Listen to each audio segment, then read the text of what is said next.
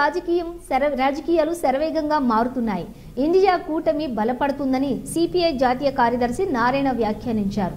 రాబోయే పార్లమెంట్ ఎన్నికల దృష్ట్యా పార్టీని సిద్ధం చేసేందుకు సిపిఐ రాష్ట్ర సమితి సమావేశం నిర్వహించారు.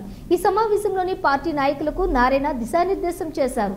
కేవలం కాంగ్రెస్ తప్పిదాలతోనే భాజపా 3 రాష్ట్రాల్లో గెలిచిందన్న ఆయన అయోధ్యలో రామ మందిర నిర్మాణం రాబోయే ఎన్నికల కోసమేనని ఆరోపించారు.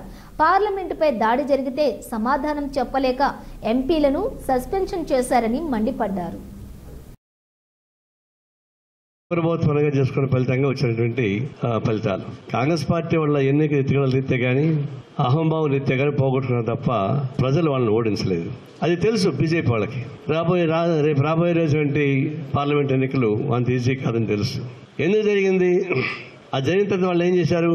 పొరపాటు నిజమైన బాంబు తీసుకుని ఉంటే మరి పార్లమెంట్లో ఎంపీ ప్రైమ్ మినిస్టర్ ఉంటాడు, హోమ్ మినిస్టర్ ఉంటాడు, సభ్యులందరూ ఉంటారు. మరి దానిలో స్ట్రాటజీగా ఒక బాంబు హోమ్ మినిస్టర్ మీద పడేసిన, పీఎం మీద పడేసి ఏమైపోయింది? అది అంత దేశ భద్రతకు ఉపయోగపడే పార్లమెంట్. అది భారతదేశానికి గుండెకాయలు అంటే పార్లమెంట్. పార్లమెంట్లో కాపాడుకునేటువంటి ప్రభుత్వం ఇంకెందుకు మనకు వస్తున్న ప్రభుత్వం అంటే స్ట్రాటజిక్ ప్లేస్లో ఉన్నటువంటి పార్లమెంట్ని కాపాడుకోలేకుండా పోవడం అంటే కాపాడుకోలేకుండా పోవడం కాదు.